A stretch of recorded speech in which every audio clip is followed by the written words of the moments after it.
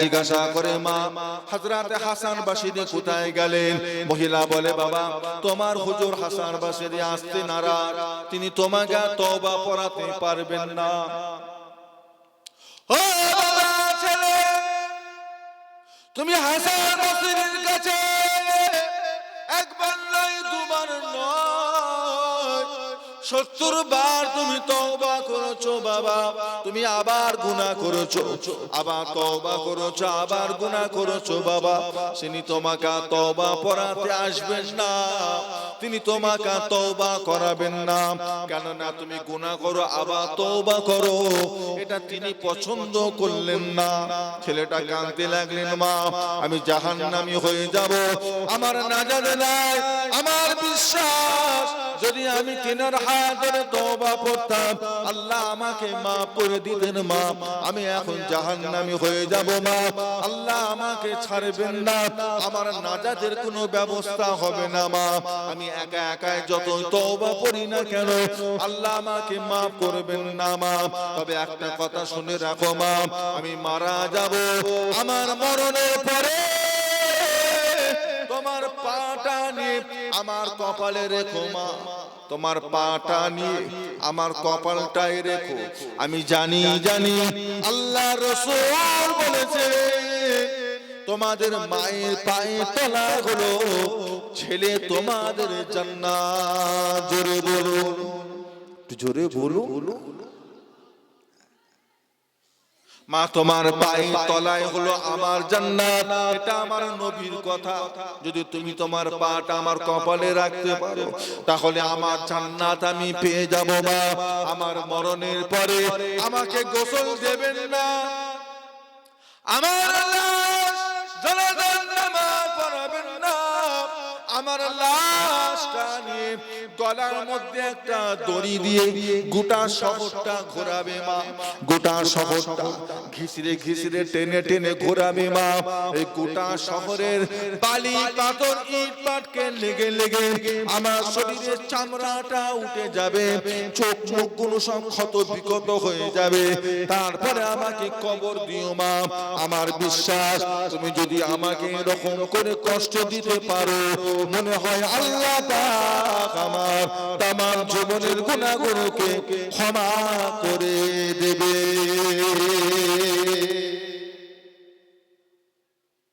আমায় কবর দেবে না, তোমার পায়ের তলাকে আমাকে স্থান দিও।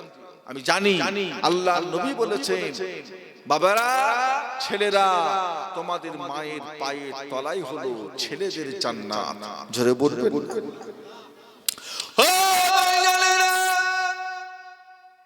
ছেলেটা মারা গেল, ছেলেটার মরণের পরে মা চিন্তা করলেন আমার ছেলে আমার কাছে দুটো ওসিয়াত করে গেছে। এক নাম্বার ওসিয়াত হলো আমার ছেলেকে যেন আমার পায়ের তলায় স্থান দিই, আমার পাটা যেন আমার ছেলের কপালে রাখি। দ্বিতীয় নাম্বার হলো আমার ছেলের গলায় দড়ি দিয়ে গোটা শহরটা যেন ঘোরানো হয়। এই না মনে করে মানুষটা ওই ছেলেটার মা বুড়ি মা তার পাটা নিয়ে ছেলের কপালে রাখতে যাবে, এমন সময় গায়ে দিয়ে একটা আওয়াজ চলে এলো। আল্লাহ পাক স্বয়ং নিজে আওয়াজটা দিতে লাগছিলেন,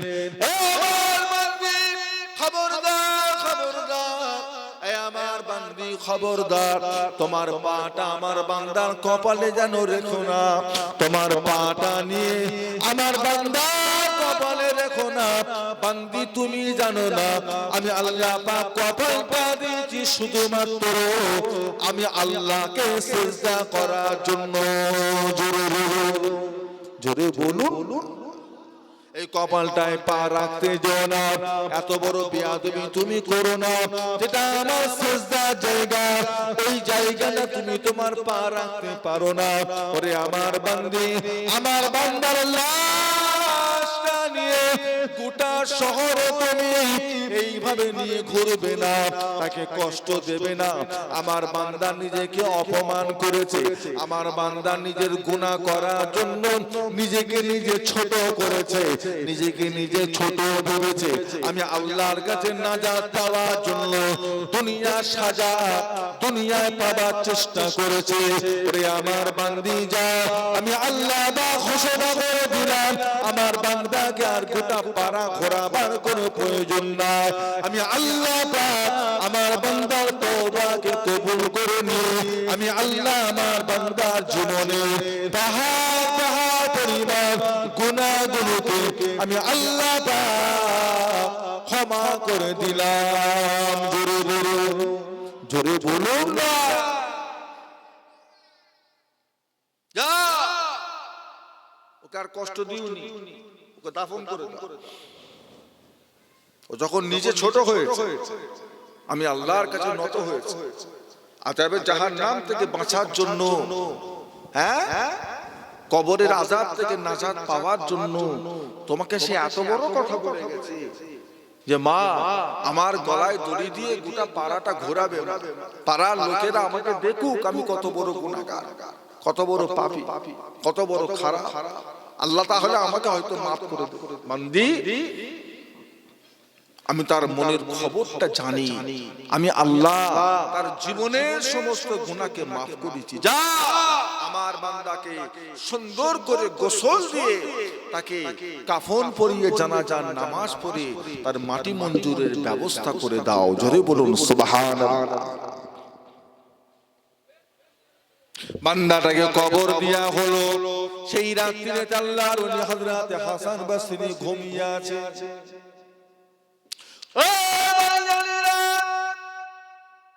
আল্লাহর ওলি হযরত হাসান বসরি রাহমাতুল্লাহ আলাইহি স্বপ্নের মধ্যে দেখতে পেলেন আল্লাহ পাক তাকে স্বপ্ন দেখাচ্ছে। এই হাসান কি ব্যাপার, এই হাসান কি ব্যাপার? আমার গুনাহগার বান্দাটা তওবা করার জন্য তোমাকে ডেকে পাঠিয়েছিল, তুমি কেন গেলে না? কেন তুমি যাও না কেন? আমার বান্দা সে গুনাহ করেছে, মাফ করব আমি। তার মনের আশা হলো তোমার হাত ধরে যদি তওবা করে আমার বান্দার গুনাহ মাফ করে দেব। সেই নিয়ত করে তোমায় ডেকেছিল, তুমি কেন গেলে না? তুমি কিসের গরম দেখালে, তুমি কিসের অহংকার দেখালে, তুমি কিসের বহত্তর দেখালে, নিজেকে কিসের এত বড় মনে করলে? হাসান, শুনে রেখে দাও, আজকের পর থেকে আর কোনোদিন যদি আমার কোনো বান্দা যদি এইভাবে মুখের উপর তুমি ফিরিয়ে দাও, আমি আল্লাহ তোমার বুজুর্গ নষ্ট করে দেব, তোমার জীবনের ইবাদতকে নষ্ট করে দেব। হাসান, যে তোমাকে ডাকুক না কেন, বান্দা যখন তওবা করার জন্য তোমায় ডেকে পাঠাবে, তুমি বান্দার কাছে গিয়ে হাজির হবে। এই হাসান, শুনে রেখে দাও, তুমি না যেতে পারো, আমি আল্লাহ পাক আমার বান্দাকে আমি আল্লাহ পাক ক্ষমা করে দিয়েছি। জোরে বলুন নারে দেখবে, নারে দেখবে। দুরূদ সাল্লাল্লাহু সাল্লি আলা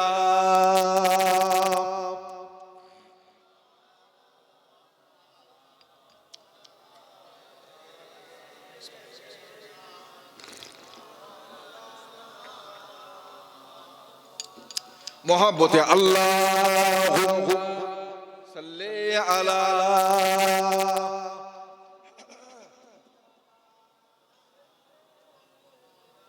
शफियाना हबीब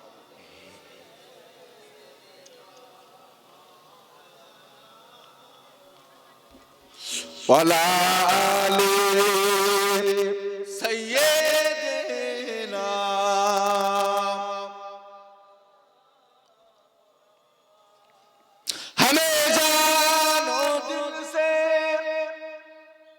प्यारा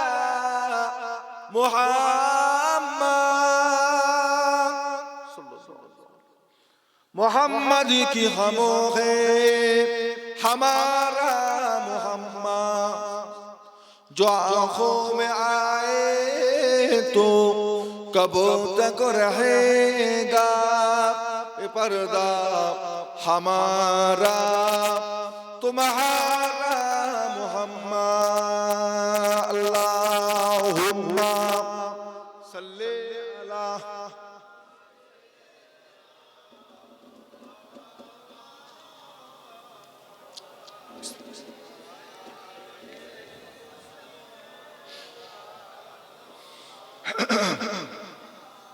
कलमे ला इलाहा इल्लल्लाह ला इलाहा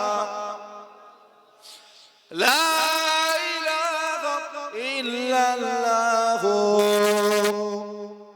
मुहम्मदुर रसूलुल्लाह ला इलाहा इल्लल्लाह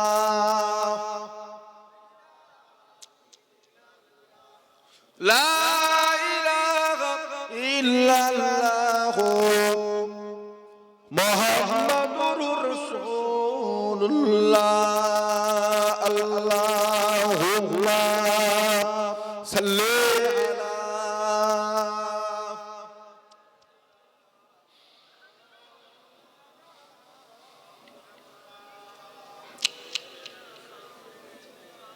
शफियाना हबीबाना मौलाना আমার দিনদার ইমানদার নেককার আল্লাহওয়ালা ভাইজানেরা, আমার বাবাজিরা, আমার জওয়ান যুবকেরা, পর্দা নিশিনা আমার মা ও বোনেরা, গুনাহ হয়েছে, অন্যায় হয়েছে, অপরাধ হয়েছে, আল্লাহর কাছে তওবা করুন, ইস্তিগফার করুন।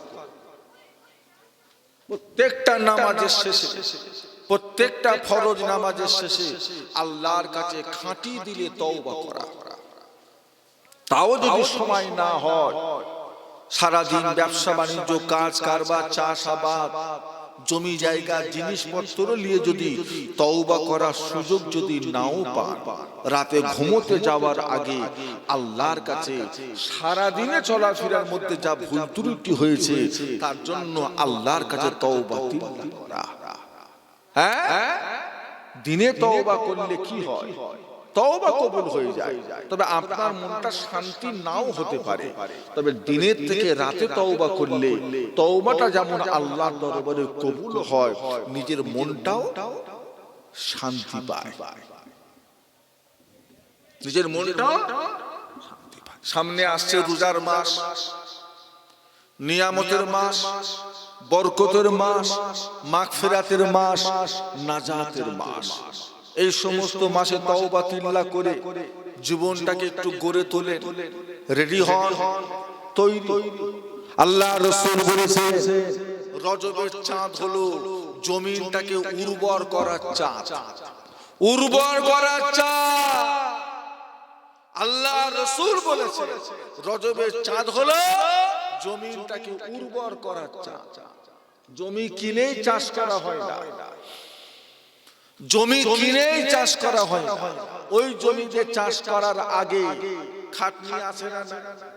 মাটিটাকে উর্বর করো, মাটিটাকে নরম করো, পানি দাও, আগাছা কুগাছা তুলে ফেলে দাও, ইট বালি পাথর তুলে ফেলে দাও, শক্ত শক্ত মাটিগুলোকে ভেঙে ভেঙে নরম করো, তারপরে চাষ করো। আর জমি কিনেই যদি চাষ করে দেন, যে কটাকার খরচা করবেন পুরোটাই পানিতে যাবে, কাজে আসবে। আল্লাহর নবী বলেছেন এই রজবের চাঁদ ছিল জমি উর্বর করার চাঁদ। শাবান মাসের চাঁদ হলো সেই জমিনে বীজ রোপণ করার চাঁদ। আর মুহররমের চাঁদ হলো, রমজানের চাঁদ হলো ফসলগুলো কেটে কেটে কেটে কেটে বাড়িতে নিয়ে যাওয়ার চাঁদ।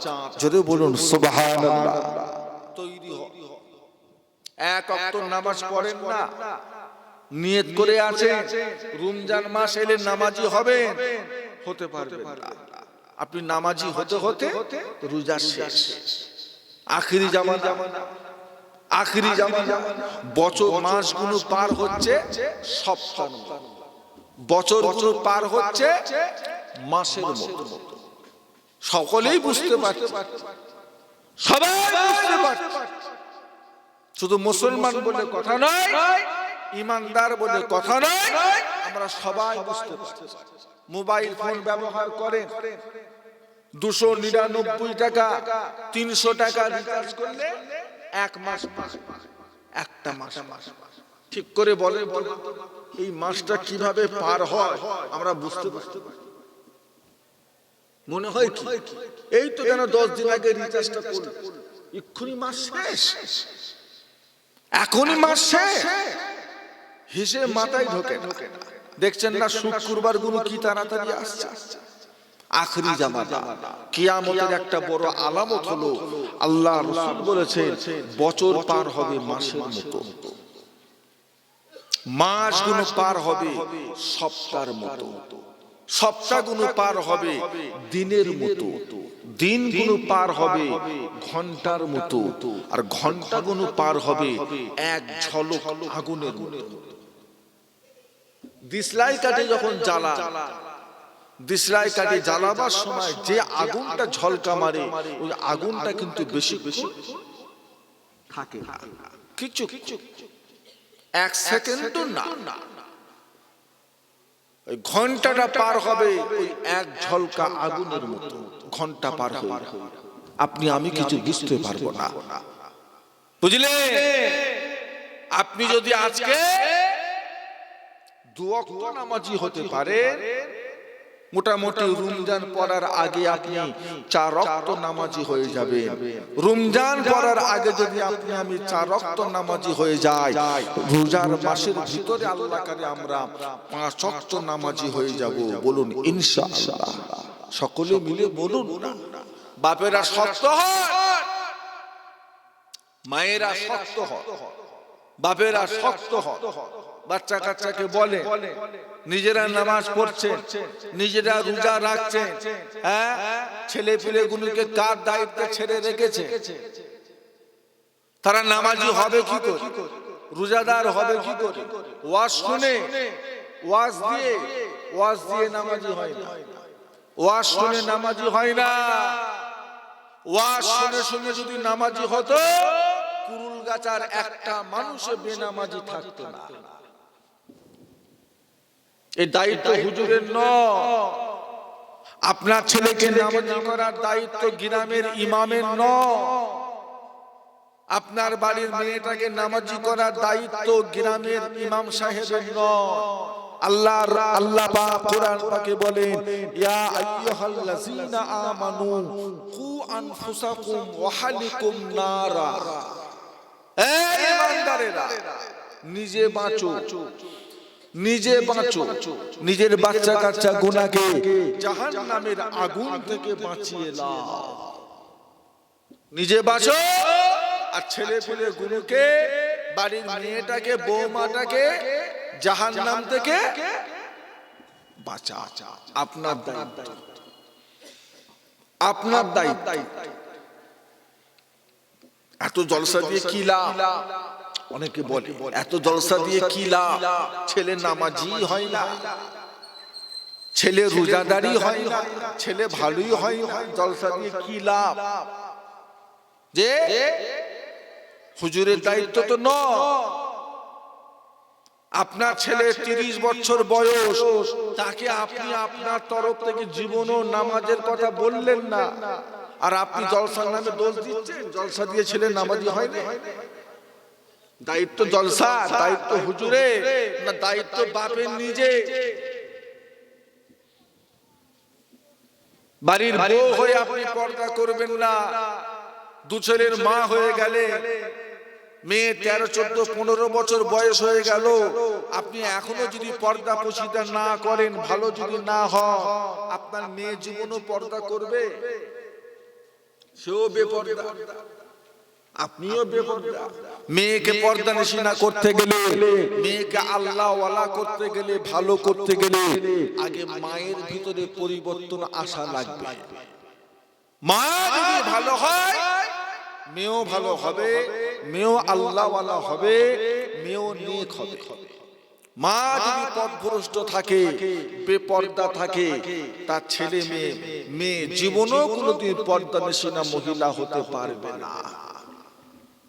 আপনি ভাবলেন কি 3টে ছেলের বিয়ে দিয়ে 2 কামরা করে ঘর দিয়ে, রান্নাঘর করে দিয়ে, 2 বিঘে করে জমি দিয়ে আপনি হাত তুলে ফেলেছেন।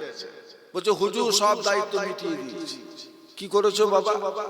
এই তো 3টে ছেলে আল্লাহ দিয়েছিল, 3 জনের বিয়ে মিটিয়ে দিয়েছি, 2 বিঘে করে জমি দিয়েছি, 2 কামরা করে ঘর দিয়েছি, যেটাকে সেপারেট করে ভাগ করে দিয়েছি, আমার দায়িত্ব শেষ।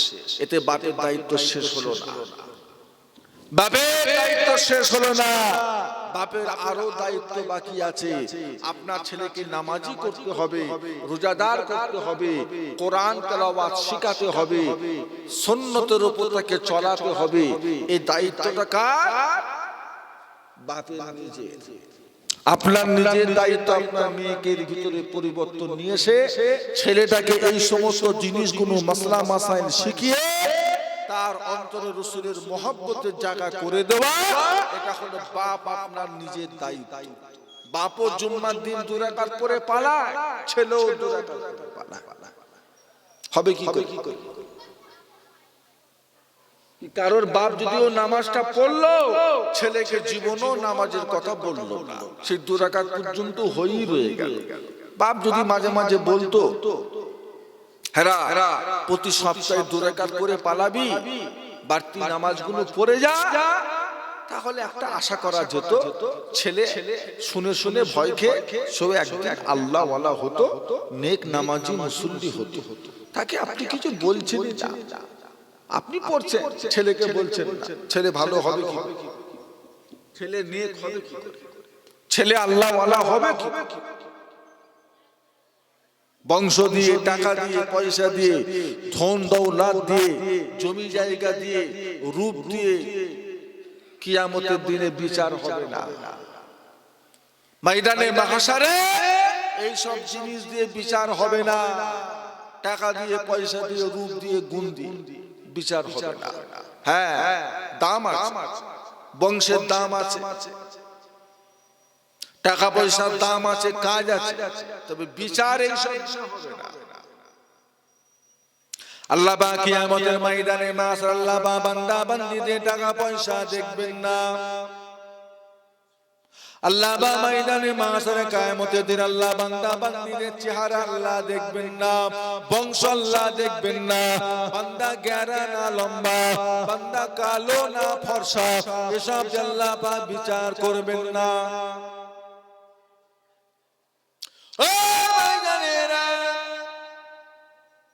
রব্বুল আলামিন আল্লাহ পাক যদি বান্দা বান্দীদের টাকা পয়সা দেখতে, বান্দা বান্দীদের গায়ের রং যদি আল্লাহ দেখতে, বান্দা বান্দীদের আল্লাহ পাক যদি জ্ঞান না লম্বা ওটা যদি আল্লাহ দেখতে, বান্দা বান্দীদের আল্লাহ যদি বংশ দেখতে, বান্দা বান্দীদের টাকা পয়সা ধন দৌলত যদি আল্লাহ পাক দেখতেন, তাহলে কি হতো?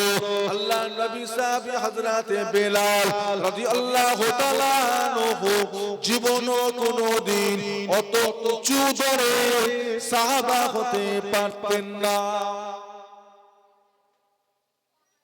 বেলাল, হযরতে বেলাল রাদিয়াল্লাহু তাআলা যে কোটি কোটি টাকার মালিক ছিল। হ্যাঁ, কোটি কোটি টাকার মালিক কি ছিল? হযরতে বেলাল রাদিয়াল্লাহু তাআলা আনহু ছিল নাকি খুব ভালো বংশ ছিল, গায়ের রংটা খুব ভালো ছিল।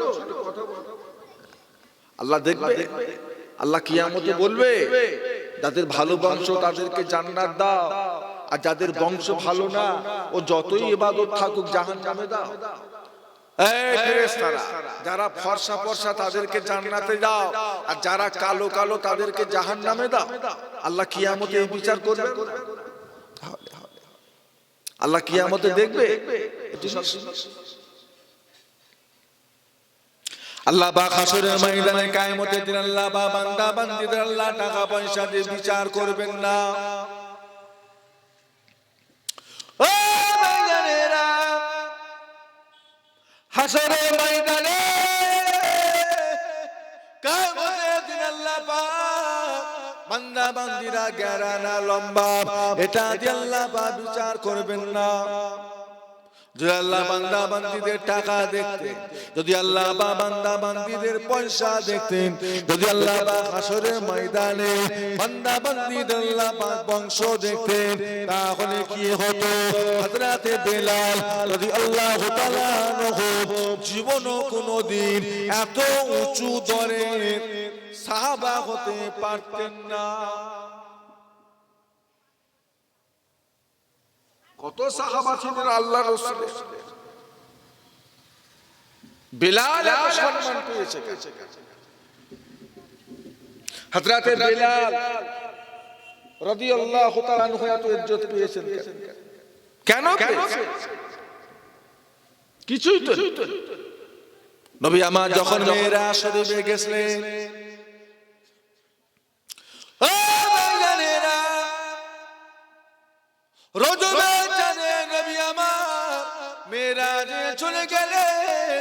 আল্লাহ নবী মেরাজে গিয়ে যখন আল্লাহ জান্নাতটা ঘুরে ফিরে বেড়াচ্ছেন, এমন সময় নবী আমার আল্লাহ জান্নাতে ঢুকে আল্লাহ নবী একটা পায়ের আওয়াজ শুনতে পেলেন।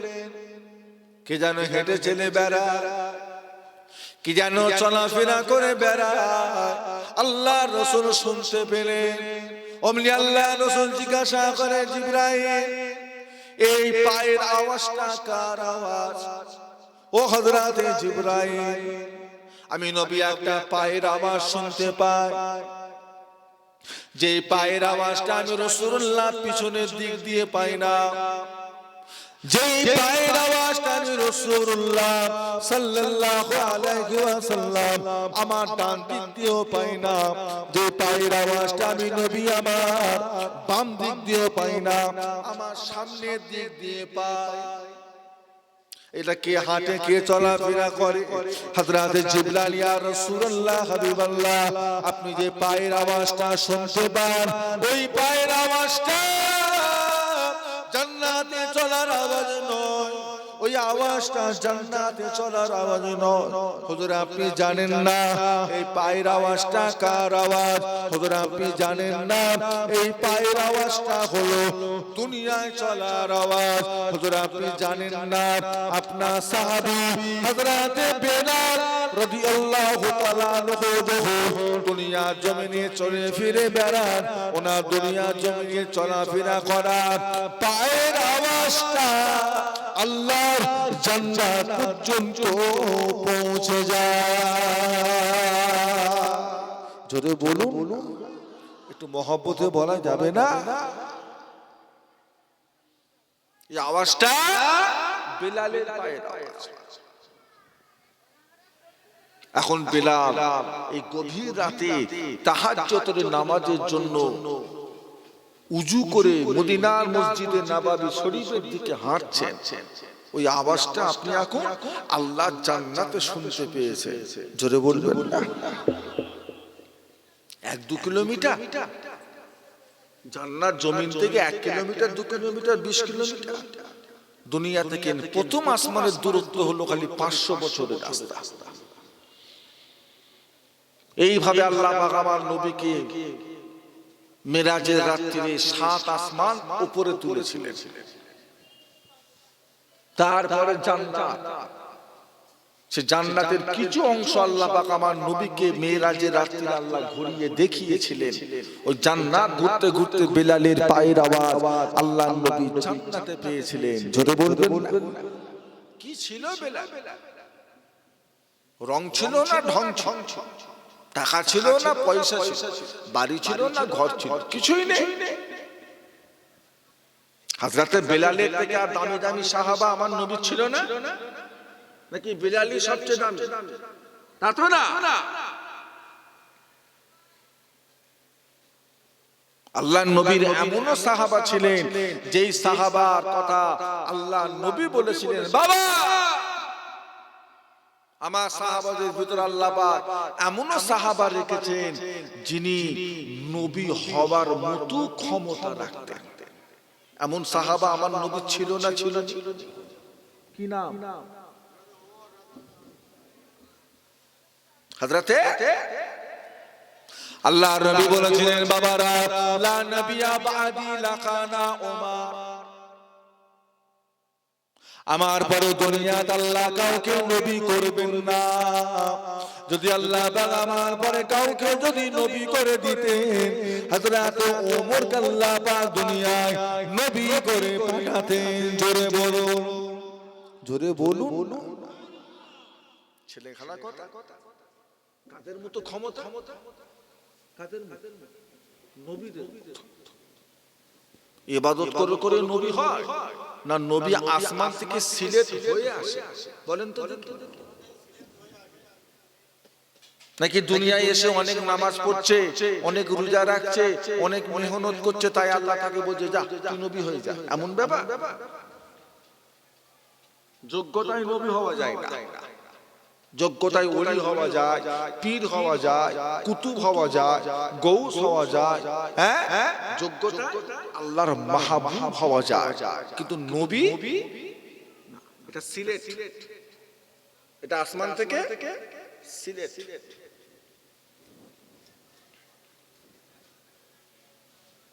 আল্লাহর নবীর আমল ও সাহাবা ছিলেন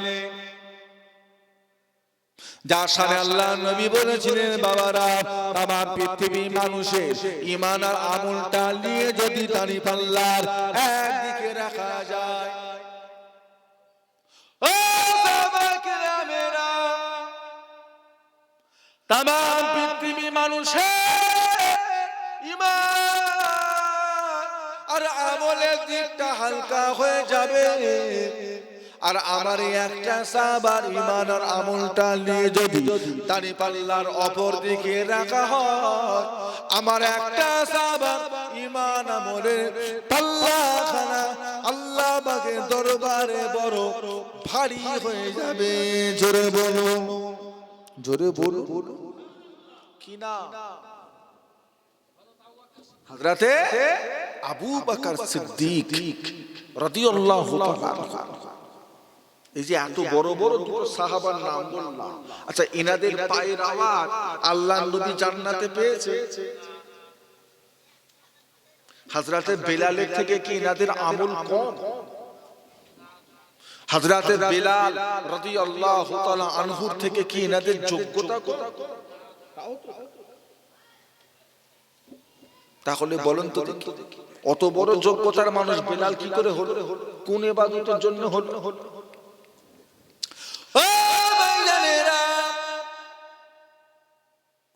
আল্লাহ রাসূলের এমন সাহাবা ছিলেন যিনার ইন্তেকাল হওয়ার পরে আল্লাহর আরশ পর্যন্ত কেঁপেছিল। কি না?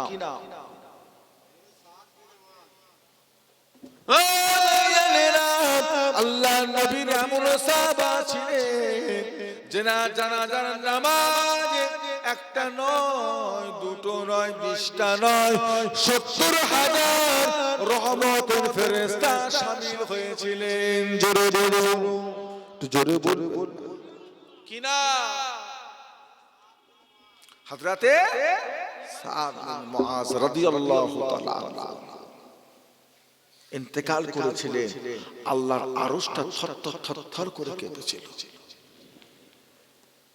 জানাজার নামাজে আল্লাহ রাসূল বলেছিলেন, বাবা আমার সাদের জানাজার নামাজে 70,000 রহমতের ফেরেশতা শামিল হয়েছিল। জোরে বলবেন কত বড় মাপের সাহাবা বলেন তো দেখি। আল্লাহ রাসূল বলেছে কোন সাধারণ মুসলমানের জানাজার নামাজে যদি 3 কাতার যদি মুসল্লি হয়, ক কাতার? 3 কাতার। তো ওই ব্যক্তির জানাজার নামাজে ওই মুর্দার জীবনের সমস্ত গুনাহগুলোকে আল্লাহ ওইখানেই মাফ করে দেয়। একটু মহব্বতে বললেন না? ক কাতার? 3 কাতার। সেজন্য দেখবেন কারো জানাজার নামাজে 2 কাতার হলে বলে বাবা কাতারটা 3টে করে দাও। আপনাদের দেশের ইমাম সাহেবরা বলে না? বলে বলে না?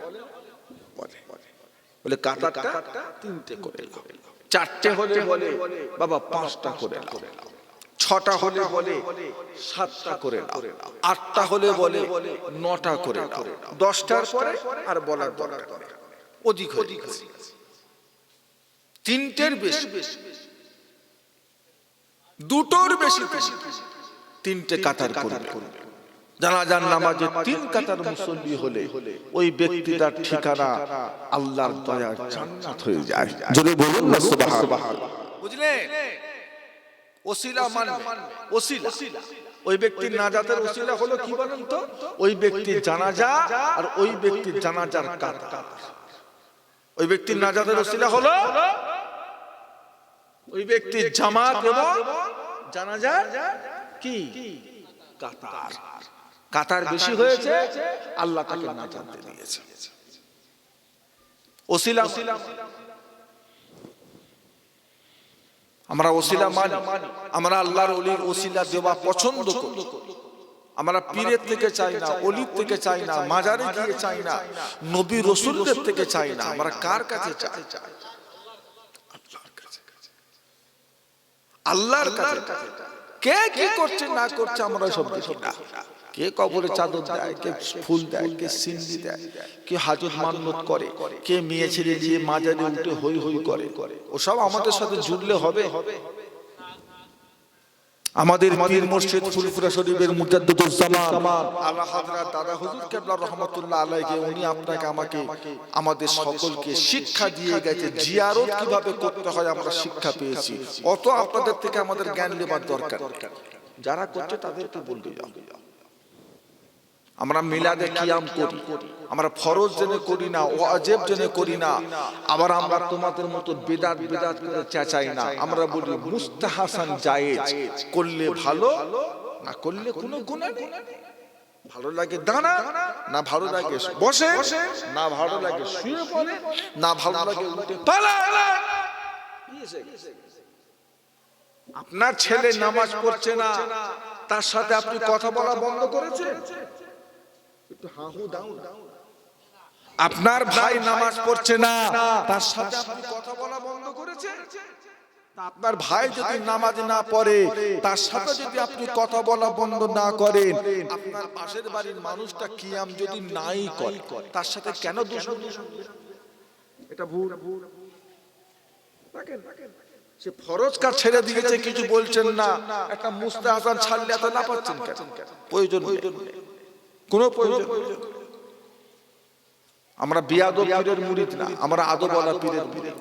আল্লাহ পাক আমাদেরকে হেফাজত করে, ইমানে আমলে কায়েম রাখে।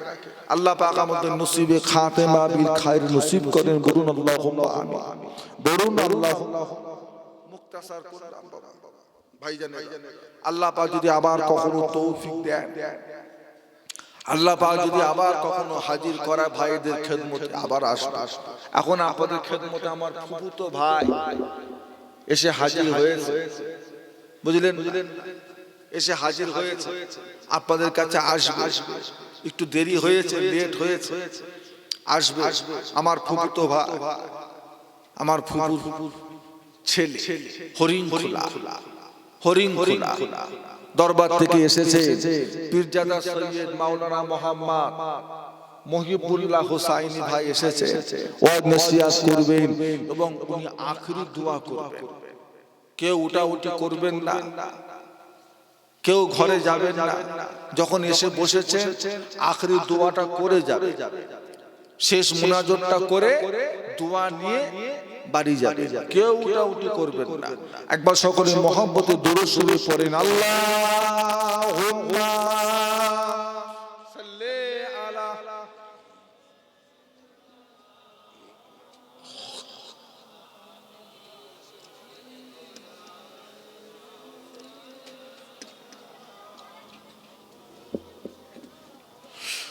মহব্বতে আল্লাহুম্মা সাল্লি আলা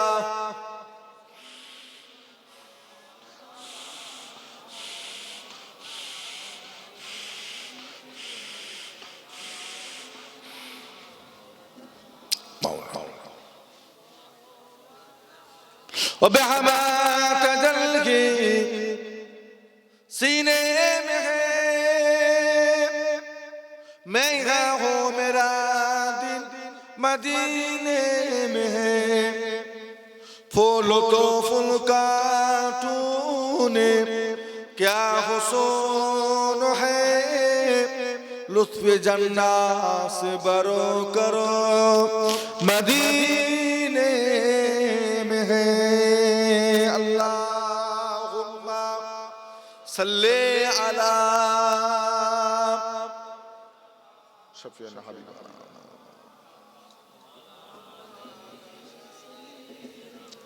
सैयदना शफीना हबीबना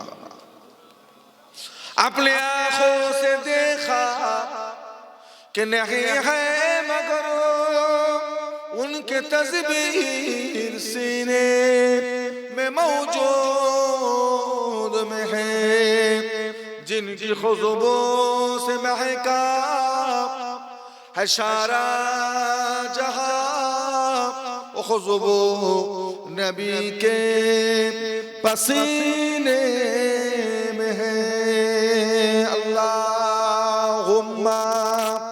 सल्ले अला शफीना हबीबना मौलाना मुहम्मद